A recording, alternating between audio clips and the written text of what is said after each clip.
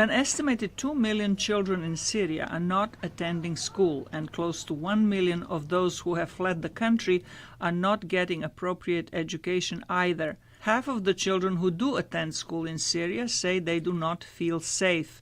Humanitarian workers have recorded what some of these children have said. Aboud, age 12, told us, "I always feel angry all the time." Rehab, age 8, from Aleppo, told us, "I'm afraid of going to school because a plane will bomb us." Allah, age 12, told us, "I would be confused if I didn't hear or see airstrikes because they happen so often." Amy Richmond has worked with displaced Syrian children in Jordan, Lebanon, and Turkey, and those internally displaced in Syria. Save the Children estimates that as we speak, every hour, 250 more children are fleeing with their families.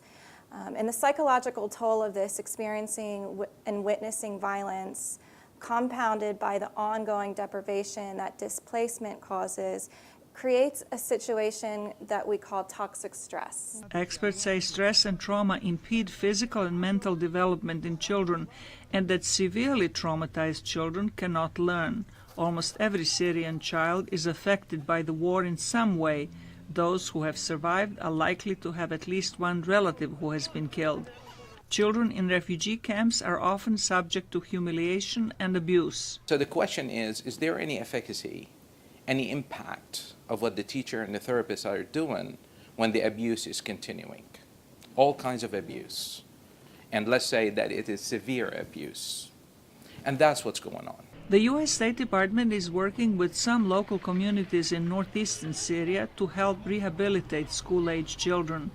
Art, dancing, and acting help children deal with some of the pain. They also have to learn how to interact with one another before going into a classroom. Children won't be able to go from running around on the streets or having no sort of formal structure to then sitting in a classroom for 5, 6, 7, 8 hours on a day, taking notes and learning.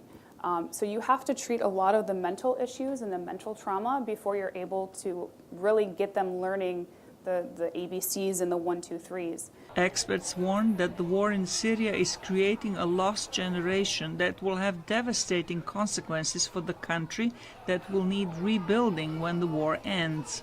Zlarica Hoke, VOA News, Washington.